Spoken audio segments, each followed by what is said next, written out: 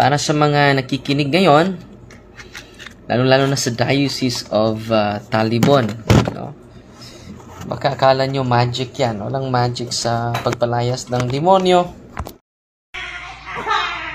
Huyos tatua, los grasos es, Rios es Filio, ellos Jesu Cristo Domino nostro, vem tentari ausus es.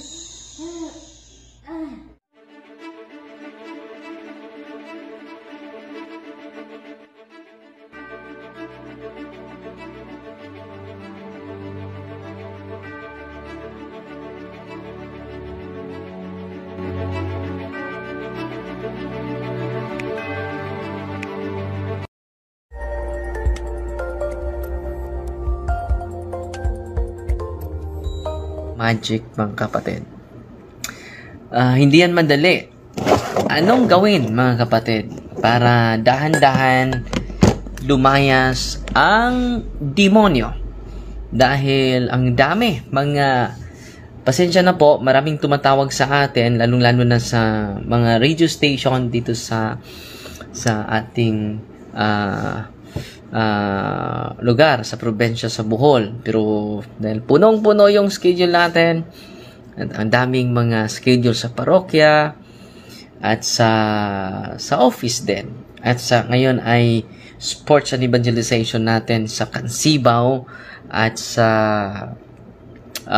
Buyog. So ang daming mga tao, punong-puno yung mga tao, at puno ng kagalakan. 2 or 3 gathered together, I am in your midst. So, kasama natin ang Panginoon. So, sa mga biktima na mga sapi or sa mga demonyo na laging from time to time, yung mga pangyayaring iyan ay kadalasan kung may pinutol tayo na puno or may bagong pinatayo ng building at ang gumagawa sa pagpatayo ng building ay nagpadugo.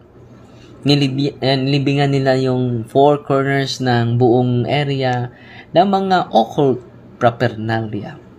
Anong mangyari sa lugar? Maging infested. Yan ang unang kaso.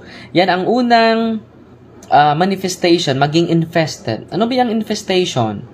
Maraming mga espiritong nakagala dahil it is a consecration to unclean spirits. Yung pagpadugo, yung paglapit sa mga albularyo. So, sa mga nakikinig ngayon, kung ang pamilya mo ay hinaharas ng demonyo, huwag lumapit sa mga albularyo. Lalong lalala yan. Mandagdayan yan ng mga masamang espiritu dahil yung mga spirit guide ng mga faith healers ay hindi Espiritu Santo. Yan po ang turo ng simbahan. Nandyan yan sa CCC 2116, 2117. Sa Catechism of the Catholic Church, mga kapatid. So ngayon, ano bang ipayo natin? Hindi yan magic. No. Kailangan yan na maitaimtim na pagdadasal. Dapat yung mga pamilya, una, kapag walang hindi pa nabinyagan yung pamilya, family members, dapat makareceive ng sacrament of baptism in order to receive the sanctifying grace. Pangalawa, kung ang pamilya ay hindi na nangungumpisal, yan po, or active man sa simbahan, pero maraming mga pamahiin, maraming mga superstitious belief. Yung santo ninyo ay may pera, may hawak pa ng pera, pamahiin, superstitious belief. Yung santo ninyo ay green for good luck, for lucky charm. Naging lucky charm yung santo ninyo, hindi na devotional. Dapat ang santo ninyo na ginagamit natin is devotional santo ninyo nasa santo ninyo Cebu, yung may hawak na mundo, no, nag-sign ng peace, meron siyang corona at meron siyang baston. Yan ang tunay na Santo Niño. Yan ang aprobado ng Santo Niño. Huwag nyo nang gawing pulis yung Santo Niño ninyo. Huwag nyo nang gawing paswerte yung Santo Niño ninyo. Atin ay di swerte, blessing and graces yung sa atin. So, pangalawa, dapat mangungumpisal ng totoo.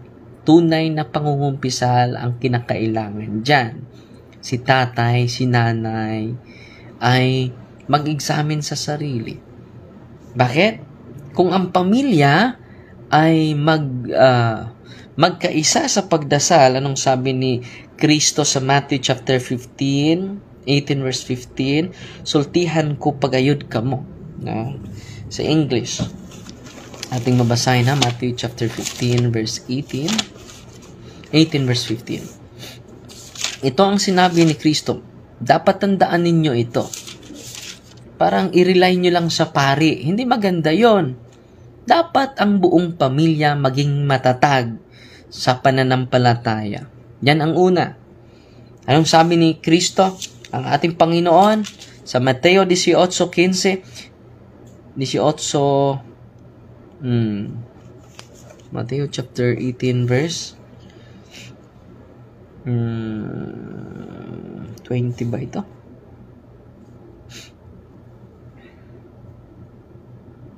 O sa 18:19. Again, I say to you, if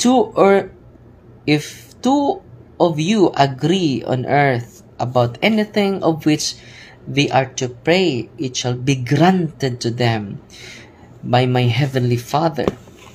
Usultihan ko pa mo, kung duha ka ninyo dinhi sa yuta, magkauyon sa pagpangayo bisag unsang butanga, kini ihatag kaninyo sa atong amahan nga tuwa sa langit, ihatag jud niya, ibibigay sa Dios. Kon dalawa ang hihingi, manalangin, ibibigay sa Diyos. Anong nangyari? No, lack tayo sa prayer. Sa family, busy sa Facebook. Busy sa Dota yung mga bata. Busy sa paglalaro. Busy sa paglakwatsa. Wala nang panahon sa pagdasal. Itong nangyayari sa Diocese of Talibon ay palatandaan na ang dami ng mga kabataan na walang oras sa dasal. Pero ang kanilang malaking oras ay nilalaan nila sa Facebook, sa YouTube, at sa mga walang kabuluhang mga bagay. At dahil doon, inaangkin na tayo sa demonyo. Kahit ano ng website ang binibisit natin. At dahil doon, naging kakampi na tayo. Ahente na tayo sa demonyo. So, anong gawin natin? Lapit tayo sa sakramento, Sacrament of Confession.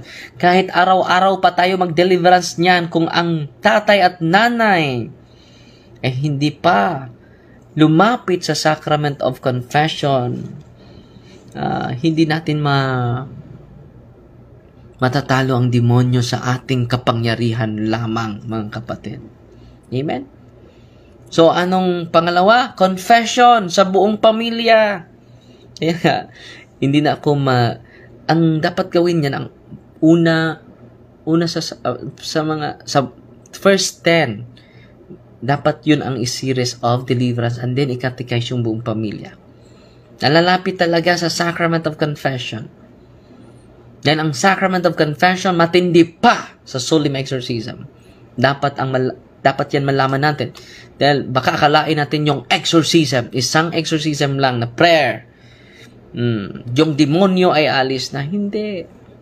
Walang magic dyan. Walang magic dyan, mga kapatid. So, ang dapat natin gawin, una, buong pamilya magkaisa sa pagpatatag sa kanilang pananampalataya, mga kapatid. So, hindi natin nasagot yung mga tawag sa radio station natin dito sa probinsya natin. Punong-puno yung schedule ko. Kagabi ay knockout po tayo. Ang daming ini-exercise ko. 10 yung in-exercise natin. Pero sa awa ng Diyos, yung 5 ay malaki na yung improvement. Pero ginawa natin ng series of deliverance. Ano pang dapat natin gawin? Magsamba. Dagdagan nyo yung pagsamba ninyo. Dahil ang daming mga Katoliko, wala nang oras sa pagsamba. At dahil doon, tayo po ay pinagnanahan na ng demonyo sa ating kapaligiran, sa ating isipan. Yan ang rason. Yan po ay palatandaan ng dami na sa atin na wala ng oras sa pagsamba pero busy sa negosyo, busy sa trabaho. Walang magic sa pagpalayas ng demonyo. Ang makapalayas ng demonyo, yung possess mismo kung participate siya. Kung participate siya sa rule of life ng simbahan, mga kapatid. Una, magsamba. Regular na magsamba. Yung buong pamilya ay busy na sa, ano bang kahulugan ng busy? Being under Satan's yoke. Delikado po yun. Wala na tayong oras sa pagsamba. Wala na tayong oras sa pagdasal ng banal na rosaryo. 15 minutes lang, 20 minutes lang yung pagdadasal ng rosaryo, pero napapagod pa tayo. Walang exorcist na magician. Dapat ang buong pamilya ay makatikize sa kahalagahan ng sakramento. Ano pa? Na sakramento na dapat natin natanggapin, confirmation. Maraming mga kabataan na walang confirmation. Kailan lang magpakumpirma kung meron ng schedule sa kasal. Dapat itong confirmation is strengthening the gift of the Holy Spirit. Kaya nga, dito sa ministry natin, kung ang possess ay hindi pa naka-receive the sacrament of confession, hinihikayat natin. You need to receive the sacrament of confirmation. Okay? Panglima, dapat nakasal sa pari yung pamilya. Yung nanay at tatay. Live-in lang. Dapat makasal. Dahil ang unang milagro ng ating Panginoong Hesukristo nangyari sa kasal sa Kana, di ba po? Yan ang katotohanan. Ang daming mga nag-live-in ngayon. Ang daming nag-civil wed ngayon. Parang wala na kayong tiwala sa simbahan. Ang simbahan ay ibinigay sa atin. Itinayo ni Kristo para sa atin to receive the sacrament, the grace, the sanctifying grace from God. When we receive the sacrament, we receive the fullness of God's grace. Anong sabi ni Kristo? Sa John chapter 1 verse 17. So, ang batas ay binigay sa atin sa pamagitan ni Moses. Ang katotohanan at ang biyaya, ang grasya ay binibigay sa atin sa pamagitan ni Hesukristo, ating Panginoon. Paano ba? Paano? Sa pamagitan ng sakramento. Kaya itinatag ni Kristo ang sakramento. So, mga magulang sa mga hinaharas ng demonyo, nanawagan ako. Receive the sacrament. Prioritize the sacrament in your life. And augment your knowledge about our Catholic faith. Dahil ang dami nating mga pamahiin, occultism. Yan po ay doorway of the evil spirit. Kaya nga na-open yung psychic ability. May lolo na albularyo. May lola na albularyo. May lola na may orasyon. May kapangyarihan na hindi matabla ng bala. Totoo, nag-enjoy ka sa kapangyarihan na yan. Pero ang sukli nito, yung buong pamilya mo, yung buong angkan mo, i-renounce mo yan. Yan ang rason bakit ang daming nasapian ng demonyo sa panahon natin ngayon. Mga walking possess. Ako po, yan po ang experience natin araw-araw. From Thursday to Sunday. Kahapon 10 ang inaatupad natin. Pero walang magic. Sabi ng mga nag-comment sa atin, Father, binalikan na naman. Walang magic eh. Yung singular prayer of deliverance, hindi yan agad makapalayas ng demonyo. Matagal na nananahan ng demonyo sa pamilya natin. Anong dapat gawin natin? Go to the sacrament. Kumplituhin natin ang yung sakramento. At wag natin i-blame sa mga possess. Let us examine ourselves. Bakit yung pamilya natin hinaharas ng demonyo? Bakit? Ang daming mga lana, mga langis galing sa mga albularyo. Dapat i-renounce natin lahat. Maraming mga occult na paniniwala na ating hinahawakan pa hanggang ngayon. Yan ang dahilan na nagsuffer yung pamilya ninyo. Yan ang dahilan na maraming sinasapian ng demonyo sa mga panahong ito. Kahit nag-deliverance pa tayo, buong araw, useless po yun. Kaya nga titigil ako ng deliverance. I-empower ko muna. I-catechize ko muna yung buong pamilya. Dahil kung buong pamilya, kapatid, nalayas ang demonyo kung magkaisa. Yan ang sabi ni Kristo sa Matthew chapter 18 verse 19. Malinaw na malinaw po ang talatang ito. Sultihan ko pagayod kamo. Ito ang sinasabi ni Kristo. Kung duha ka ninyo dinhi sa yuta magkauyon sa pagpangayo bisag unsang butanga. The power of prayer. Ano nangyari sa atin? Wala na tayong panahon sa prayer. Wala na tayong panahon sa pananampalataya natin. Hindi na na-deteriorate na yung pananampalataya natin. Tingnan natin yung hindi tayo pupunta sa iba kahit sa parokya ko. Ang liit lang compare sa population natin. Hindi umabot ng 1/4 ang magsamba. Every Sunday. Yan po ay palatandaan na nasa kamay na tayo ng demonyo. Kung wala tayong plano, walang tayong panahon sa pagsamba. Sino dapat i-blame? Let us examine ourselves. And then, pupunta tayo sa exorcist. Father, tulungan mo kami. Dapat tulungan ninyo muna ang sarili ninyo. Dapat tulungan muna ninyo ang ating pamilya. Dahil tayo ang rason. Yung tatay ang rason. Ang nanay ang rason. Kaya hinaharas ang ating pamilya.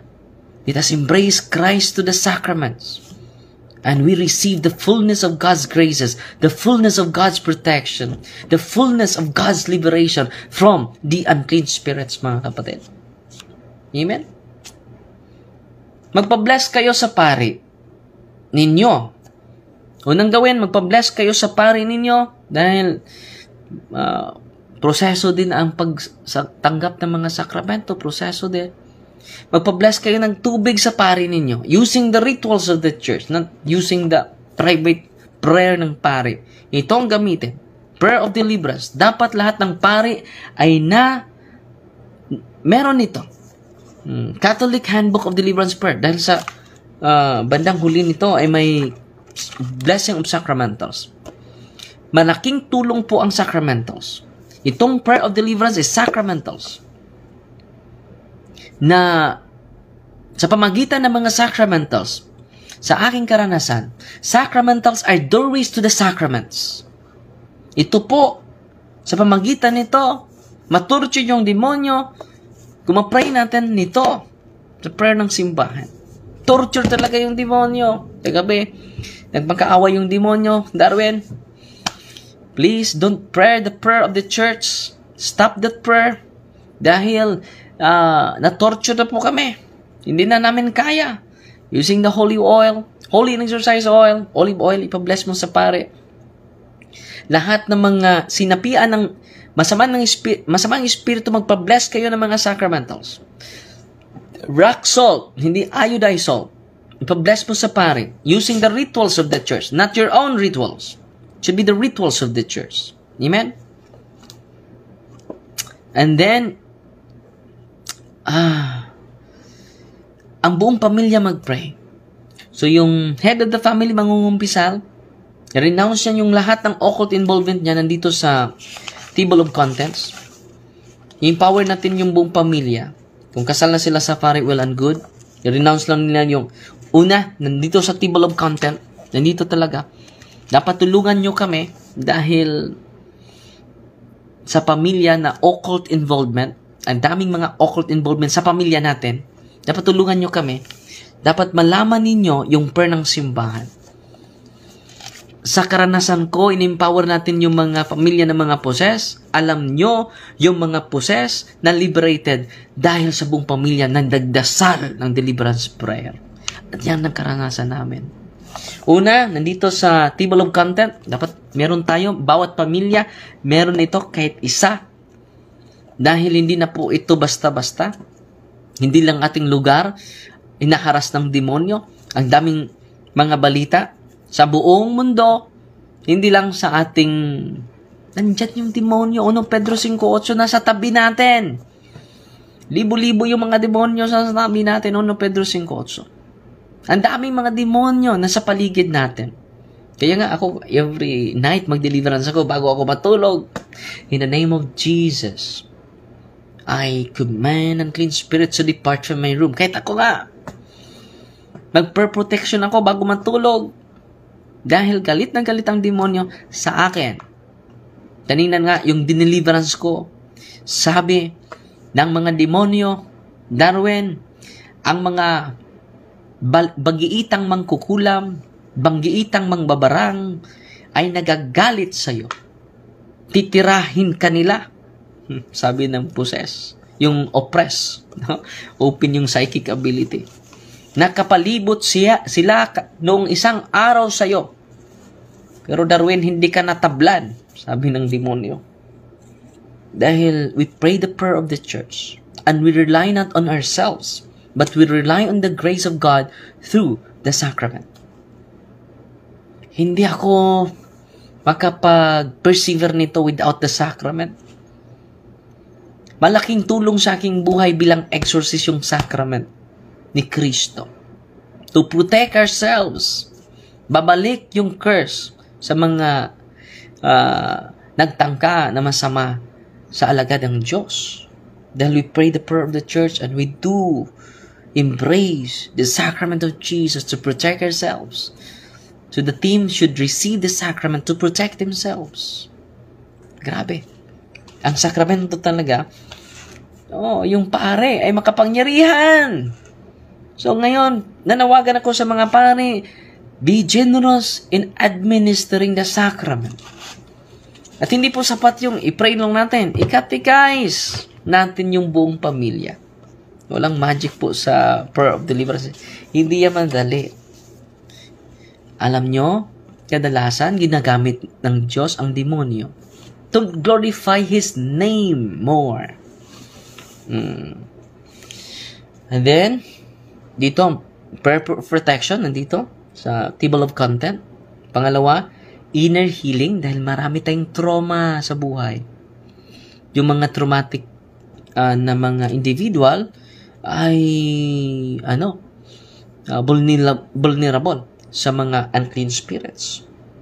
And then, inner healing, prayer for inner healing, yung mga nasaktan tayo dahil namatay yung mahal natin sa buhay, grabe yung oppression natin, depression natin, no? Inner healing, i-pray natin yung inner healing. So, dinidiscuss ko ngayon yung order sa deliverance. As long as you practice cares. Ano yung cares? Confession, adoration, rosary. Pinaka-importante yung rosary, mga kapatid. Matorture yung mga demonyo. Yung Iglesia ni Cristo na naposes, alam nyo, ang nakaliberate niya sa Iglesia ni Cristo, ang rosaryo. Grabe talaga si Mama Mary. Mama Mary is with us always.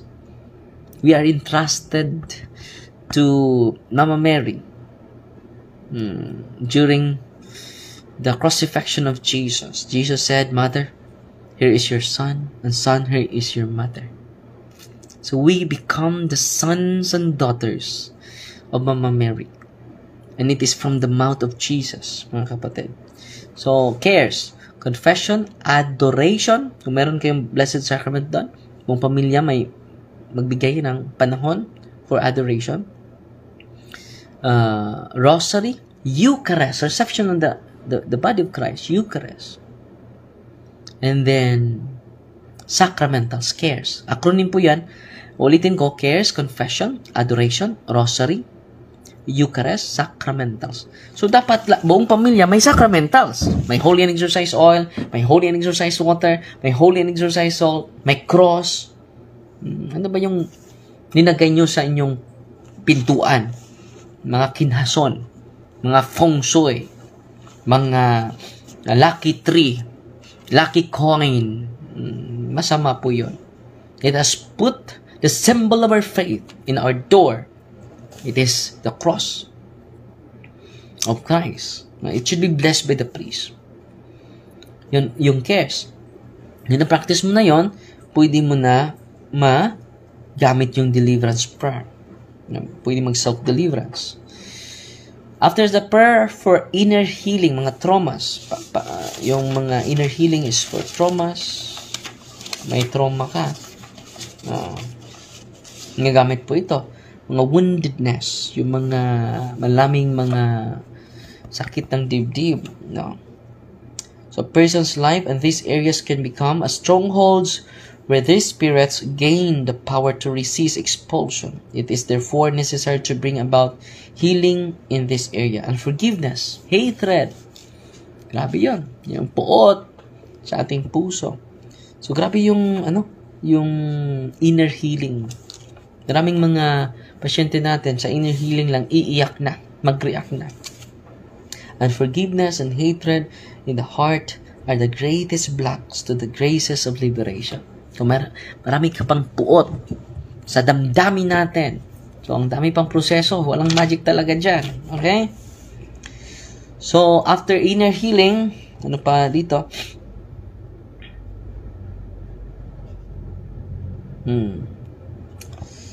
Sunod is renouncement of occult, non-Catholic beliefs, practices. Dahil marami sa mga nasapian ay spirit of the glass. Spirit of the glass, spirit of the coin, Charlie, no, ghost hunting. Ang daming na-possess dyan. Okay? Ano pa? Renouncement of all occult. Yung mga ninuno nyo, i-renounce ninyo. Yung mga occult involvements nila. May prayer nito. Dapat bawat pamilya, lahat tayo, bawat pamilya, may isang aklat nito. Catholic Handbook of Deliverance Prayer. Act of contrite, after sa renouncement ng mga non-Catholic beliefs, non-Catholic practices, i-renounce natin. Okay? Nandito yan sa aklat na ito. No. After renouncement, the occult, non-Catholic beliefs and practices, dahil may vacuum na, nirenounce na natin yung hindi galing sa Diyos, i-consecrate naman natin ang ating buong pamilya. Consecration to the Sacred Heart of Jesus. Consecration to the Immaculate Heart of Mary. So, i-consecrate natin yung buong pamilya natin sa Sacred Heart of Jesus, Immaculate Heart of Mama Mary. And then, ito nang simula, breaking the seal and consecration. Grabe ito, mag-react. In the name of Jesus, I break the seal and the consecration upon you. Okay? Dahil kung i-consecrate yung mga pamilya ninyo, yung may bago kayong sasakyan, magpadugo kayo. Ang birthday, magpadugo kayo. Sa pamagitan ng dugo ng sunoy. No? Sinisave ka ba sa dugo ng sunoy? We are saved by the blood of Jesus, not by the blood of the sunoy. Sa manok. No? Anong susunod? Breaking curses and spells. In the name of Jesus, I break all curses sent against you, no spells around you. Yung mga bara, mga kulam, nandito. Yung mga may imaginary friends. May kalaro sa bata pa. May katabi kapag may katabi sa matulog na hindi niya makikita lang niya. Siya lang makakita. Imaginary friends. So, anong sunod na i-pray? Prayer to break unholy ties, links and bandages. Mabisa po ito. Kung ulit-ulitin ninyo ito sa pagbasa sa mga poses, ang daming mga pamilya na in-empower natin na liberated sila. Sa pamagitan ng prayer ng simbahan and then sa sacrament ng simbahan. Yung maldisyon, curse po yun. No? So, breaking curses. Ito po. So, makapangyarihan talaga ang prayer ng simbahan. Dapat makatikize tayo nito. Dapat alam natin ito. Kaya nga, punong-puno yung, bukas puno yung office natin. So, sa mga bibisita sa office natin, so, ma-open na yung office natin alas 8 ng umaga. Okay? Alas 10 ng umaga, mag-close na po. Dahil pinaka-importante yung catechism. Okay? So now, deliverance 1. In the name of Jesus of Nazareth, whose tremendous powers God, His most powerful and salvific name, I repudiate yung mga demonyo hindi na maka face to face sa'yo. Hindi na makatitig sa'yo. Okay? Healing of body and mind and spirit. Prayer for physical healing. And then, sa huli is cleansing. Huwag kang yung malimot sa prayer for cleansing. Alam nyo kung nandyan sa bawat pamilya ito, hindi man madali yung pagpalayas ng demonyo, yung prayer and fasting ay kinakailangan ang buong pamilya. So, knowledge is power. Anong may tulong ko sa iyo is knowledge. Augment your knowledge. Because one of the gifts of the Holy Spirit is knowledge. Okay? So, sana nakatulong po itong maliit na pagla-live natin, hindi lang sa mga nasapian at hinaharas ng mga demonyo, obsession, oppression, infestation, and total control of demon through possession. Okay? Sana may natutunan kayo. Dahil maraming nagmi-mention sa atin, hindi yan kaya. Walang magic sa exorcism, mga kapatid. Ang tunay na liberation, mga kapatid, yung dahan-dahan na nagbago yung sarili natin. Mga tatay, mga nanay, receive the sacrament. Go to your priest. Luke chapter 17 verse 14, go to your priest. Go to your priest. At sa mga pangaring nakikinig ngayon, dapat meron kayong knowledge about deliverance. Empowerment. So, kung buong pamilya ay may empower sa paggamit nito, ang daming mga sakit. Oppression. Demonic oppression, mga sakit, financial crisis, maproteksyonan. Meron akong dumapit sa atin na kahit anong gagawin niya, malapit na siyang makapasok sa trabaho, tinatawagan na siya sa araw ng pag-report niya. Hindi siya tatanggapin. So, ilang taon na po yun. Yun po ay curses, maldisyon. Sa pamagitan ng prayer ng simbahan at sa sacrament. Paglapit natin sa kaparian. All priests are healers. Sa pamagitan ng sacramento, we will be liberated. Basta sincero yung pagkumpisal natin. Pero yung pagkumpisal natin ay for the sake of compliance lang. Hindi po yan maganda. Hindi po yan makatulong. Hindi po yan makatulong. Alam nyo, yung taong ito na lumapit sa atin ay nakatrabaho na. For how many years? That is oppression. So, dapat malaman natin yung prayer ng simbahan to protect us. At magtatanong kayo, Father, layo lang kami. Wala kaming authority dyan. Meron! Nandito sa page 22. Last paragraph. 23. Lastly, these deliverance prayers for the individual lay Catholic. For this last group, these prayers, deliverance prayer, makinig kayo, can be used so that they and their loved ones may be protected and armed against ordinary and extraordinary demonic attacks. So, individual lay Catholic. Pwede nito. Sino ba yung individual lay Catholic? A word of caution here. A word of caution is in order here. When I say individually Catholic persons, I mean those who are practicing Catholics. Yung practicing Catholics is receive the sacraments, cares. No? Yung kapangyarihan, hindi tayo makapalayas ng demonyo without the sacrament, mga kapatid. Yung mga nanay na wala pang kasal, paano ba may palayas yung demonyo na naahan na sa inyong pamilya? Okay? Ito po ay palatandaan. Ito po ay great reminder sa atin. Dahil wala tayong tiwala ni Kristo sa kanyang mga sakramento. Siya na po ang nagtatag niyan. Base sa opisyal na turo ng simbahan, sacraments are instituted by Christ. Sacraments are not instituted by the church. Instituted by Christ. To give grace. Okay? To give grace.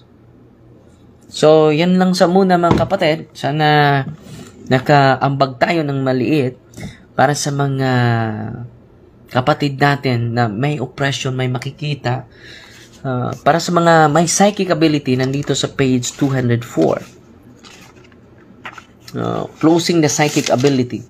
Consecration of the Blessed Virgin Mary for the closing of the occult third eye. Nandito po dito.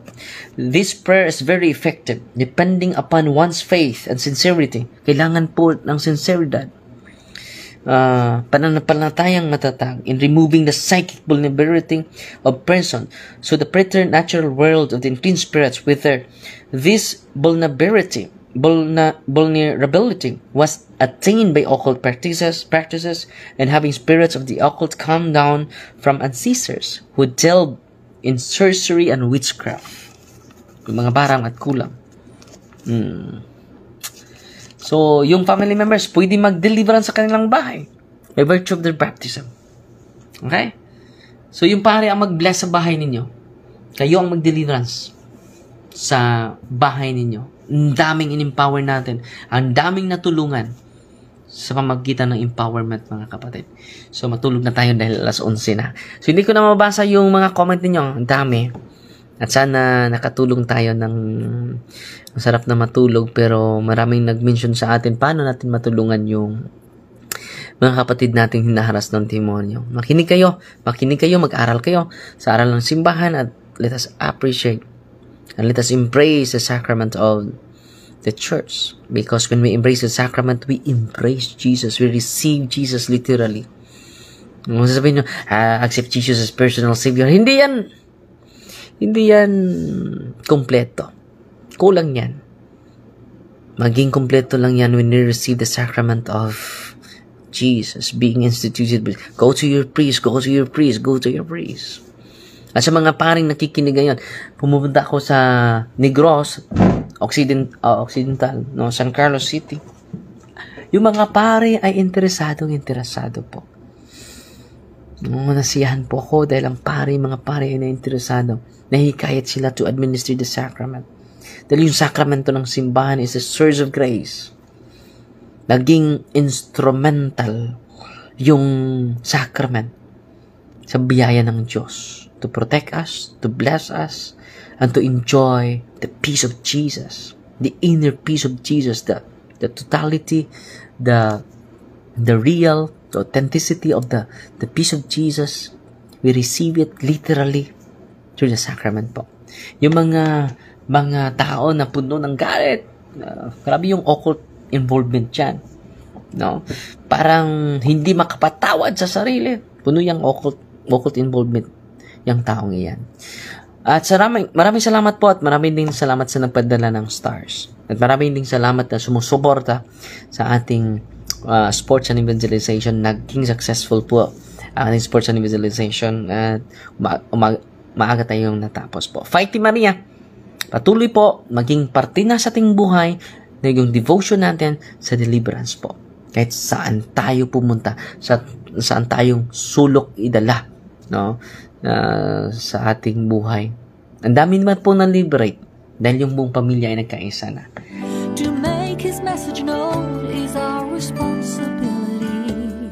So here we are to pledge our lives to the Lord of eternity.